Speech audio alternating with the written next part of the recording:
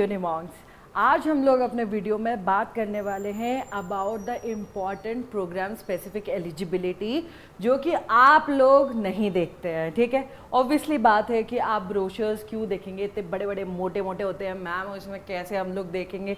ठीक है, लेकिन उसका भी आपका इंतज़ाम, मतलब अच्छा उसमें आपको इंटरेस्ट आए, ठीक है, आप देखें उसे, समझे सीयूईटी क्या डिमांड करता है, डीयू क्या डिमांड करता है। ठीक है, मोस्ट पॉपुलर जो यूनिवर्सिटी है पूरे देश में, सब हर एक बच्चा जो सीयूईटी के बारे में जानता है, और जो नहीं भी जानता था पहले, मेरे को लगता है वो सब लोग दिल्ली यूनिवर्सिटी को तो ज़रूर जानते होंगे। ठीक है, आपका भी सपना होगा कि आप टॉप मोस्ट जो इंडिया की यूनिवर्सिटीज़ हैं उसमें पढ़ाई करें। ठीक है, जिसमें हमारे फ्रीडम फाइटर्स और कितने सारे फेमस पर्सनालिटीज़ ने वो किया है, पढ़ाई करी है, तो आप उसी सेम बिल्डिंग सेम सीट्स पे बैठ सकते हैं। ठीक है, उस चीज़ को एक्सपीरियंस कर सकते हैं कि कितना अच्छा एनवायरनमेंट होता है वहाँ पे, कितनी अच्छी पढ़ाई होती है, कितने अच्छे यूनिक प्रोफेसर्स मिलते हैं हमें, जिनसे हमें बहुत कुछ सीखने के लिए मिलता है। ठीक है, तो आपका ये ड्रीम सच करने के लिए आपको अपने एग्ज़ाम के बारे में बहुत ही अच्छी तरह पता होना चाहिए,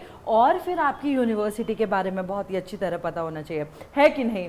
तो दिल्ली यूनिवर्सिटी के जो ब्रोशर्स होते हैं, आई नो कि वो बहुत ही ज़्यादा बल्कि होते हैं और आपसे एक बार में रीड नहीं किए जाते, या फिर आप एक बारी में सारी इन्फॉर्मेशन अपने दिमाग में नहीं रख सकते हैं। ठीक है, तो उसके लिए ही आपके लिए इस बारी इलस्ट्रेटिव एग्जाम्पल्स के थ्रू दिल्ली यूनिवर्सिटी ने कोशिश करी है कि आप समझें कि वो क्या डिमांड करता है। ठीक है, लेकिन उसमें भी आपको प्रॉब्लम हो सकती है, आप कुछ पॉइंट्स मिस कर सकते हैं जो कि आपको ज़रूरी है याद रखना। अगर आप उसके बारे में मतलब नहीं ध्यान देंगे कुछ पॉइंट्स पे, या फिर छोड़ देंगे, या फिर ऐसे ही रैंडमली रीड कर लेंगे उसे, तो फिर आप उस पर ध्यान नहीं दे पाएंगे, और आपसे वो पॉइंट अगर मिस हो गया तो आपका पूरा चीज़ ख़राब हो सकता है at the time of admission. अगर आपने सही कॉम्बिनेशन ऑफ सब्जेक्ट्स चूज़ नहीं किया तो उसकी वजह से प्रॉब्लम आ सकती है, या कुछ भी हो सकता है। ठीक है, तो इसी की वजह से हमें इम्पॉर्टेंट है कि प्रोग्राम स्पेसिफिक एलिजिबिलिटी जो है वो हमें अपने प्रोग्राम के लिए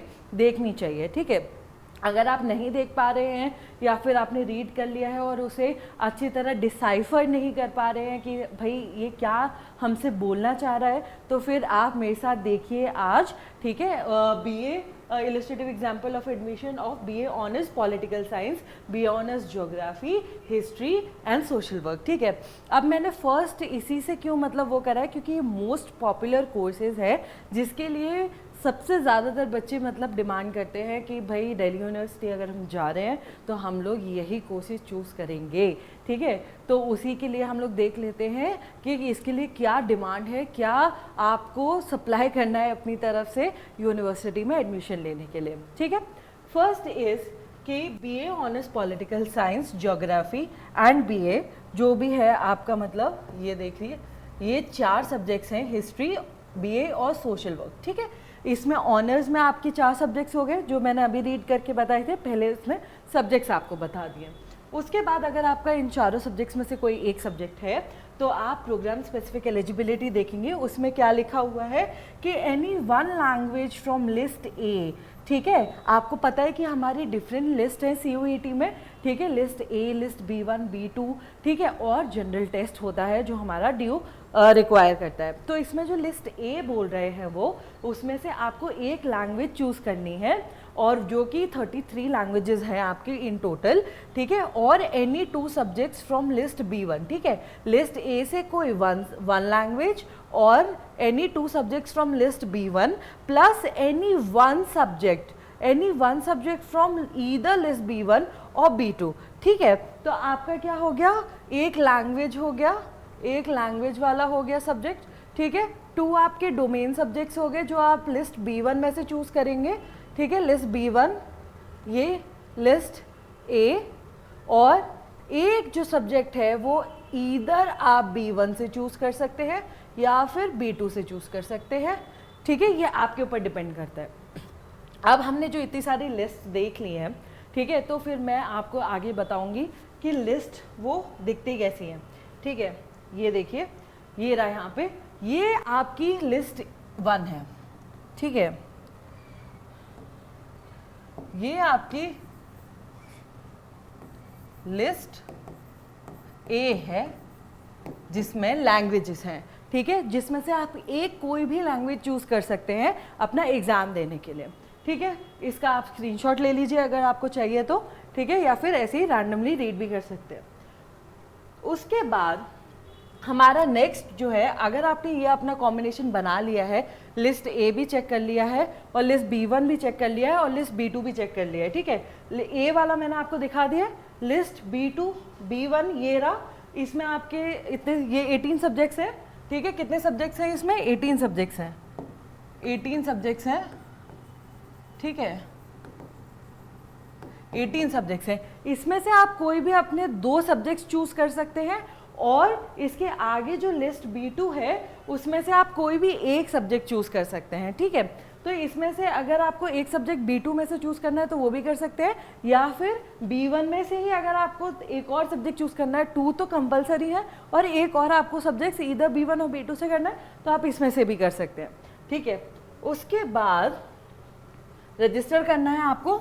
ऑफिशियल वेबसाइट क्या है? cuet.summer.ac.in, ठीक है। तो हमें ऑफिशियल वेबसाइट याद रखनी है।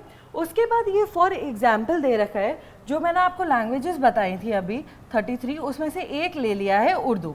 मान लीजिए किसी बच्चे ने उर्दू ले लिया है, ठीक है, और सेक्शन 2 जो है हमारा, उसमें से एक बच्चे ने लिस्ट B1 में से हिस्ट्री चूज़ किया है, सोशियोलॉजी चूज़ किया है और ज्योग्राफी चूज़ किया है, ठीक है। अब ये आप यहाँ पे कंफ्यूज मत होइए, यहाँ पे 2 डोमेन सब्जेक्ट्स आप ले सकते हैं लिस्ट B1 में से, ठीक है। तो इस बच्चे ने क्या किया है, ये कुछ भी ले सकता है, इधर ये हिस्ट्री और सोशियोलॉजी, या फिर लिस्ट B2 से एंटरप्रेन्योरशिप ले सकता है, या फिर हिस्ट्री सोशियोलॉजी योगा ले सकता है, या फिर हिस्ट्री सोशियोलॉजी ज्योग्राफी ले सकता है, ठीक है। ज्योग्राफी का भी उसके पास एक वो है क्या कहते हैं ऑप्शन है, लिस्ट ज्योग्राफी का भी, ठीक है।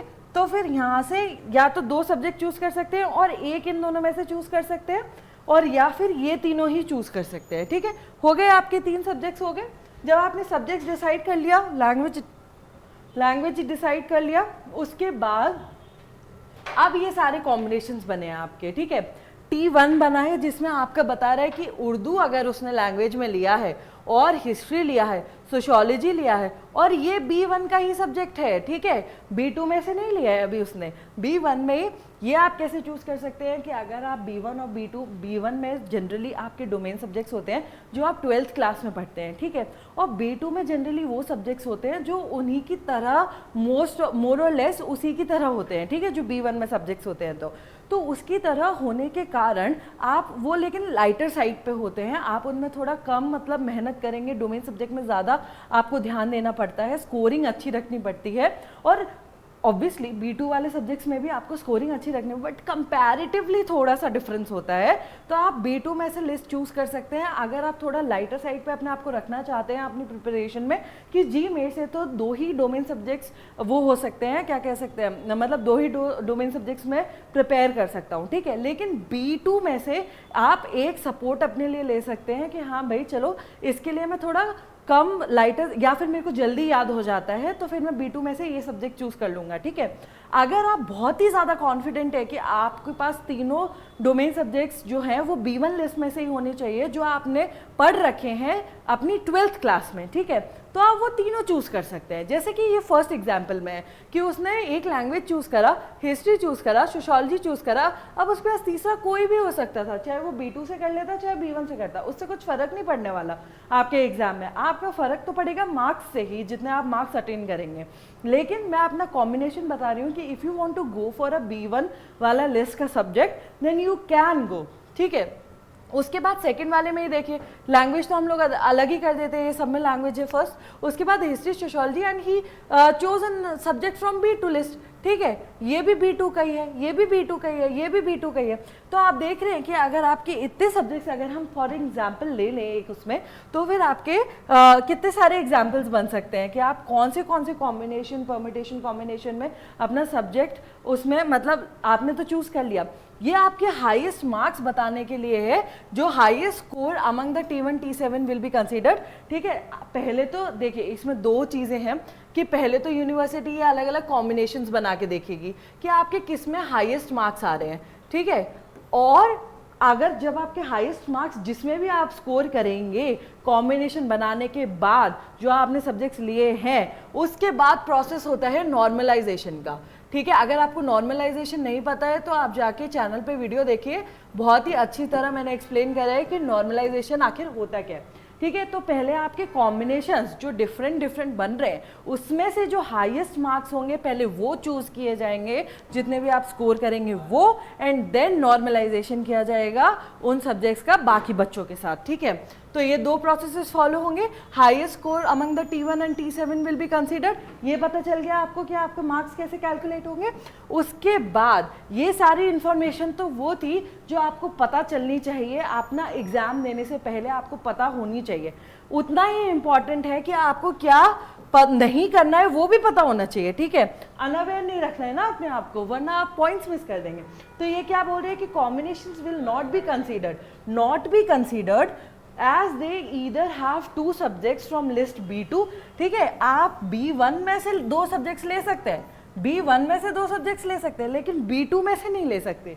तो हमारी जो लिस्ट B2 है उसमें से if they have 2 subjects from B2 और does not have any language from section 1, जो हमारी लिस्ट A है, अगर आप उसमें से कोई लैंग्वेज चूज नहीं करते हैं और चारों के चारों डोमेन सब्जेक्ट्स ही चूज कर लेते हैं, तो भी आपका प्रोग्राम स्पेसिफिक एलिजिबिलिटी हो जाएगी कैंसिल और आपको कंसीडर नहीं किया जाएगा एडमिशन के लिए। या फिर आपने सोचा कि भाई मैं तो B2 वाले में थोड़ा लाइटर साइड पे है तो उसी से 2 सब्जेक्ट्स चूज कर लेता हूँ और B1 से एक ही डोमेन सब्जेक्ट चूज करता हूँ, तो ये भी गलत कॉम्बिनेशन होगा जो आपको एडमिशन नहीं देने देगा DU में। ठीक है, तो आपको ये ध्यान रखना है कि क्या करना है और उससे भी इम्पॉर्टेंट ध्यान रखना है कि क्या नहीं करना है। ठीक है, तो आपको ये समझ में आ गया कि अगर आप इन कोर्सेज के लिए फोकस कर रहे हैं दिल्ली यूनिवर्सिटी में तो आपको इस प्रोसेस से गुजरना पड़ेगा। ये प्रोसेस आपको पूरी ध्यान में होनी चाहिए कि ये क्या हो रहा है। और उसके बाद ये है आपकी इम्पॉर्टेंट लिस्ट जिसमें आपके सारे सब्जेक्ट्स दे रखे हैं। ठीक है, इनमें से आप कोई भी अपना डोमेन सब्जेक्ट चूज करिए, हिस्ट्री करिए, ज्योग्राफी करिए, पॉलिटिकल साइंस करिए, इन तीनों का आप बना सकते हैं। साइंस वाले बच्चे बना सकते हैं केमिस्ट्री का, एंथ्रोपोलॉजी का। लेकिन ये ध्यान रखना है कि भाई अगर स्कूल में आपने एंथ्रोपोलॉजी पढ़ा है तभी आप उसे चूज कर सकते हैं। ठीक है, ये नहीं है कि आपने भाई स्कूल में तो पढ़ा फिजिक्स, केमिस्ट्री और बायोलॉजी और आपने इसमें अच्छा लग रहा था तो भाई मैंने एंथ्रोपोलॉजी चूज कर लिया क्योंकि ये साइंस का सब्जेक्ट है। ऐसा भी नहीं करना है हमें। ठीक है, ये बहुत ही इंपॉर्टेंट चीज़ें हैं जो आपको याद रखनी है। ठीक है, फिजिक्स, केमिस्ट्री, बायोलॉजी पढ़ा है अगर आपने अपने स्कूल में तो आप वही सब्जेक्ट्स चूज करेंगे साइंस में। ठीक है, 12th डोमेन में जो भी पढ़ा है, ऐसे ही आपने अगर हिस्ट्री पढ़ा है अपने क्लास में, ठीक है, ज्योग्राफी पढ़ा है अपने क्लास में, पॉलिटिकल साइंस पढ़ा है अपने क्लास में, तभी आप चूज कर सकते हैं। अगर आपने मान लीजिए अच्छा लग रहा है आपको लिस्ट में से कि भाई इन्वायरमेंटल साइंस भी या सोशियोलॉजी में चूज कर लूँ, तो फिर आप कितना भी पढ़ लीजिए, सोशियोलॉजी आप कितना भी पढ़ लीजिए, लेकिन अगर आपका सब्जेक्ट नहीं होगा, जो आपके 12th की मार्कशीट होगी उसमें नहीं लिखा होगा ये सब्जेक्ट, तो आप नहीं एलिजिबल होंगे उसमें एडमिशन लेने के लिए।